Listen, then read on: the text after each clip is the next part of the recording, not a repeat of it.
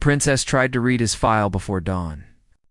When the palace machines whispered softer, and the stars beyond the crystal dome looked like they were listening, and what she found on the first page made the blood leave her face, because there was no first page at all. Only a sheet of imperial black, a broken seal older than her dynasty. And one impossible line left uncovered: subject remains under sovereign silence by decree of kings. Princess Alira Vale had been raised among records, among wars polished into elegant script, among assassinations buried beneath careful grammar. And she knew how power hid its shame, but this was different. This was fear wearing ceremony like a crown. Every page had been mutilated by history, names gone, dates erased. Campaigns drowned in ink so dark it seemed to drink the chamber light. Yet fragments remained. One medal from no known court. One battlefield coordinate in a dead sector. One witness statement cut off after the words, "The human did not kneel."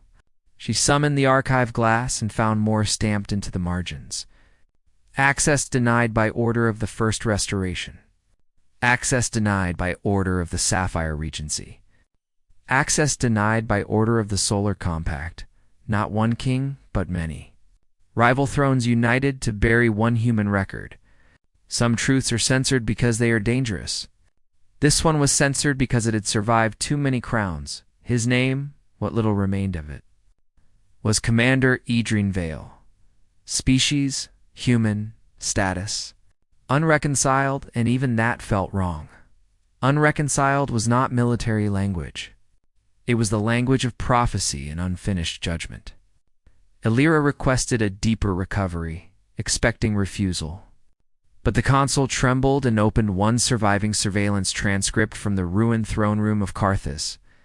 The image was static and smoke, the audio half dead. Yet one line came through with brutal clarity. "If he reaches the gate, the kings will answer to him." Alira stared until the chamber glass dimmed itself. Then the door behind her opened.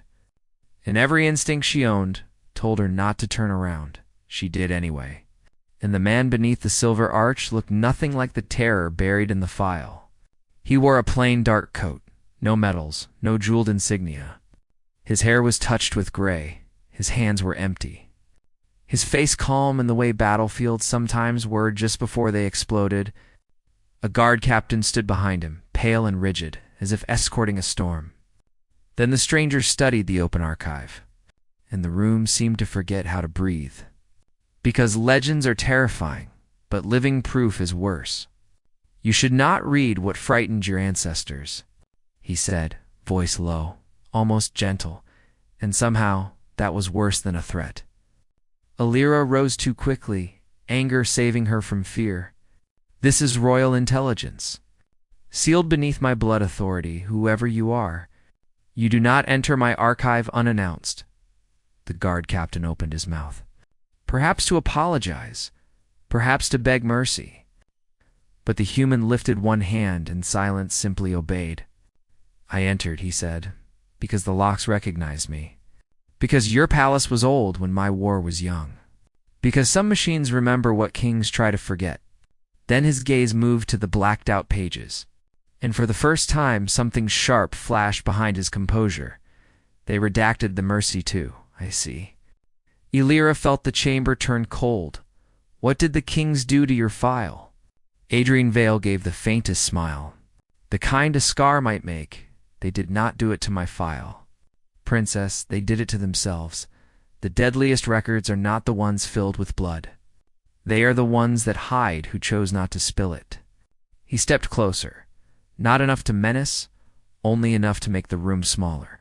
Carthus was the end of the crown revolts. 17 monarchs signed the extermination charter. They planned to burn 3 human colonies before Earth could respond.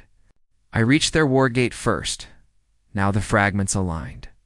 The censored alliances, the shared silence, the impossible decrees. "You killed them," Alira whispered. And the guard captain flinched as if hearing sacrilege, but Adrian shook his head. "No. That is why they buried the truth, because I did not. I stood in their throne room with enough firepower to erase their bloodlines and every fleet above their capitals. I had the launch keys, the breach codes, the legal claim under war reprisal, and every king in that chamber believed death had already chosen them. He looked past her as though seeing ghosts in the margins. But I remembered Earth, and Earth taught me something older than Empire. Power is proved best when it stops. For a moment, Alira understood the true shape of the silence around his name. The kings had not censored a massacre, they had censored forgiveness. Because a butcher can be hated, a conqueror can be resisted. But a man who holds absolute victory and chooses restraint becomes something far more dangerous. A mirror, a judgment, a measure every throne will someday fail. So they blacked out his mercy, turned his refusal into myth, and taught their heirs that humans were savage because the truth was unbearable. Humans had shown the crowned houses of the galaxy what honor looked like. And kings had blinked first. Outside, alarm bells began to roll through the palace. Someone had finally realized the impossible guest had crossed sealed corridors without resistance. Red warning light bled across the dome. Guards would come, ministers would lie. Ancient cowardice would wake again. But Alira did not call for his arrest. She closed the file with careful hands and met his eyes across the darkness. If the kings feared you for sparing them, what do they fear now?